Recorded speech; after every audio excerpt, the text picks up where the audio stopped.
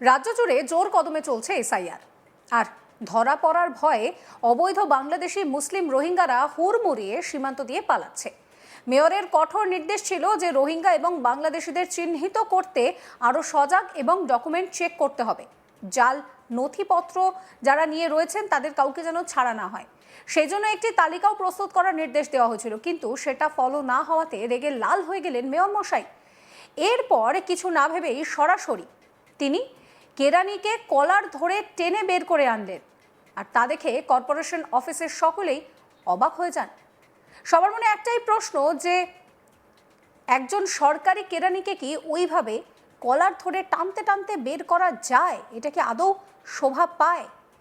এইভাবে কি মেয়র কোনো সরকারি কর্মচারীকে অন ডিউটি অবস্থায় তাকে অপদস্থ করতে পারেন? এই নিয়ে প্রশ্ন উঠতে শুরু করে দিয়েছে। প্রথমেই বলে রাখি, এই যে ঘটনার কথা আপনাদেরকে বলছি, এটা কিন্তু পশ্চিমবঙ্গে হয়নি, হয়েছে উত্তরপ্রদেশের সাহারানপুরে।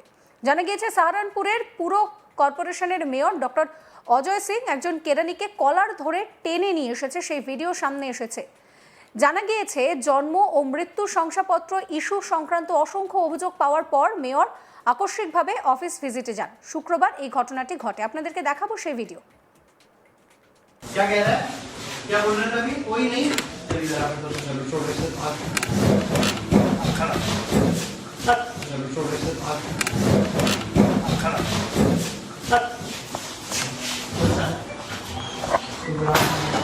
चलो छोड़ दे सर आज खड़ा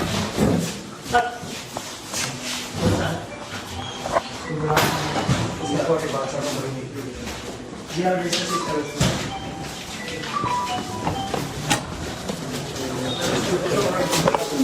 हाँ चलो इसके रजिस्टर ले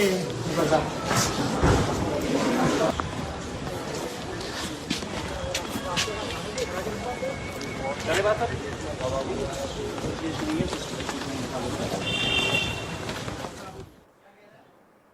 এই ভিডিও প্রকাশ্যে আসতেই সোশ্যাল মিডিয়ায় ভাইরাল হয়ে যায়। আপনাদেরকে সেই ভিডিও দেখালাম যেখানে কেরানিকে কলার ধরে টেনে বার করছেন মেয়র। মেয়রের নির্দেশ ছিল বার্থ সার্টিফিকেট ইস্যু করার আগে সবকিছু যেন যাচাই করে নেওয়া হয়, কিন্তু কে কার কথা শোনে? মেয়র সাহেবের নির্দেশের তোয়াক্কা না করেই এক সরকারি কেরানি কর্পোরেশনের রোহিঙ্গা না বাংলাদেশে এইসব না দেখেই চোখ বন্ধ করে একের পর এক বার্থ সার্টিফিকেট ইস্যু করে যাচ্ছিলেন। শুধু তাই নয়, জন্ম ও মৃত্যুর সার্টিফিকেট পরীক্ষা করার সময় মেয়র পরীক্ষা করে দেখেন যে লোকজনকে সনদপত্র দেওয়া হচ্ছে না। এরপরই তিনি অফিসে এসে একের পর এক সরকারি ফাইল খতিয়ে দেখেন, আর তাতে একাধিক তথ্যের যে ভুল, সেই ভুল তিনি দেখতে পান। ডকুমেন্ট ভেরিফাই না করার একাধিক প্রমাণ মেলে। এরপরই অফিসে কেরানিকে চেপে ধরে একের পর এক প্রশ্ন করা হলে তিনি কোনোরই জবাব দিতে পারেননি। ব্যাস, এরপরেই রেগে লাল হয়ে যান মেয়র সাহেব। এরপর তিনি একেবারে দাবাং স্টাইলে কেরানিকে কলার ধরে চেয়ার থেকে টানতে টানতে বাইরে নিয়ে আসেন, আর এই ভিডিও সোশ্যাল মিডিয়ায় ভাইরাল হয়েছে। আরও একবার দেখাবো আপনাদের সেই ভিডিও।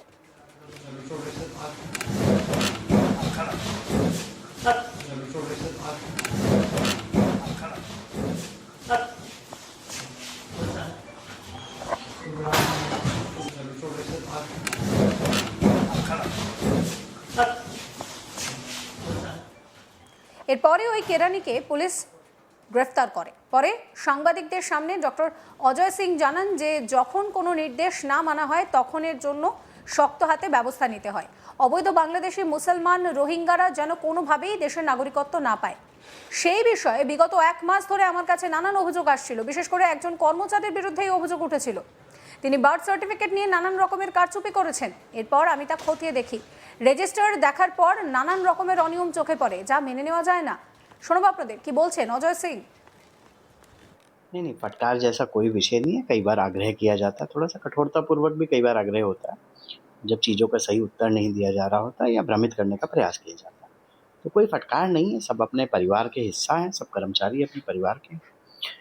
विषय सिर्फ इतना सा था, जैसे कि आपको मालूम होगा कि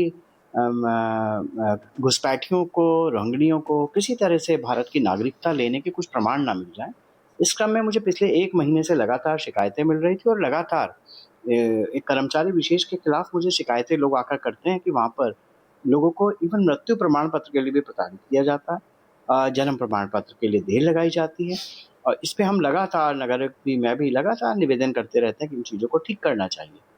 और साथ ही साथ कुछ ऐसे लोगों को जिनको वो कृपा कर देते हैं, उनको 20 साल, 30 साल, 40 साल पुराने भी जन्म प्रमाण पत्र जारी कर दिया। इसमें शक शुबा एक पैदा होती है। तो इसी क्रम में मैंने आज अपायुक्त द्वितीय, जो कि प्रभारी भी हैं जन्म मृत्यु के, उनके साथ वहाँ का निरीक्षण किया।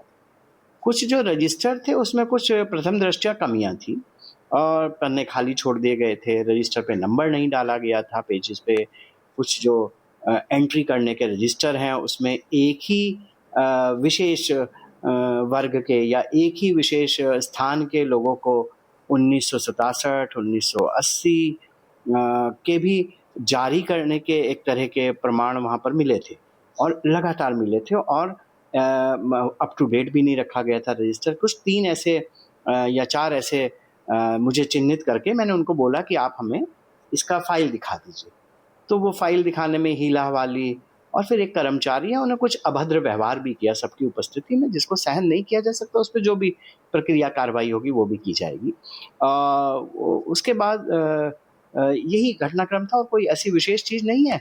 ज़्यादातर कर्मचारी हमारे अच्छे हैं और सब अच्छे काम करते हैं, लेकिन कुछ लोग दिग्भ्रमित होकर ये विषय नहीं समझते कि ये कितना गंभीर संवेदनशील विषय है कि अगर किसी गलत व्यक्ति को जन्म प्रमाण पत्र जारी कर देते हैं तो ये नागरिकता का एक प्रश्न आ जाता है। जो 5 बड़े डॉक्यूमेंट है नागरिकता को लेके, जन्म प्रमाण पत्र उसमें से एक है। तो उस तरह के जो विषय थे उसको लेके आज मैंने निरीक्षण भी किया था और कुछ कमियां मिली हैं जिसको लेके हम लोग नगर आयुक्त को पत्र भी लिख रहा हूं मैं, और उसकी जांच होनी चाहिए और 4-5 साल के ऑडिट होने चाहिए। एक कर्मचारी ने मुझे कुछ 2 लोगों के नाम भी बताए कि साहब मैंने नहीं किया है, वो ये 2 लोग हैं, इन्होंने किया है। उन नामों को भी अभी मेरे को पता लगा है कि नगर आयुक्त साहब ने उन 2 लोगों को वहाँ से हटाया है, तो वो भी जांच होगी कि किसके। তিনি আরো বলছেন যে মুখ্যমন্ত্রী যোগী আদিত্যনাথের প্রশাসনে কিন্তু আইন ব্যবস্থা মেনেই কাজ হবে। এখানে কোনো রকম কেউ অবৈধভাবে ঢুকতে পারবে না, অবৈধ ভোটার তারাও কেউ থাকতে পারবে না। কি বলছেন এই নিয়ে তিনি শোনাবো।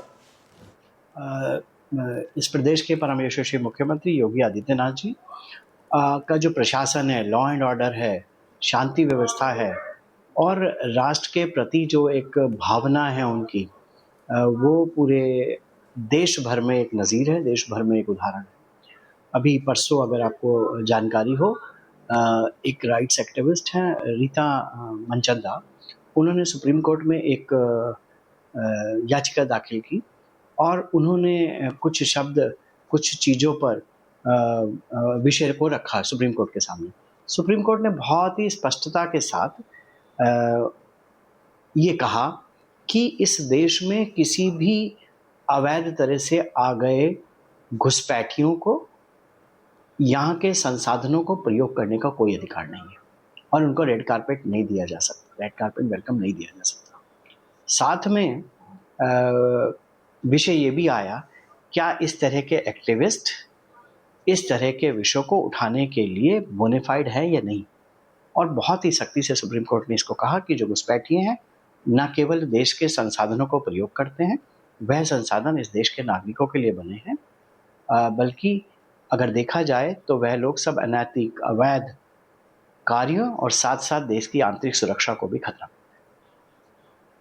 সমস্ত খবরের আপডেটের জন্য আপনাদের নজর থাকুক আজ তাক বাংলায়। চ্যানেলটিকে সাবস্ক্রাইব করতে ভুলবেন না।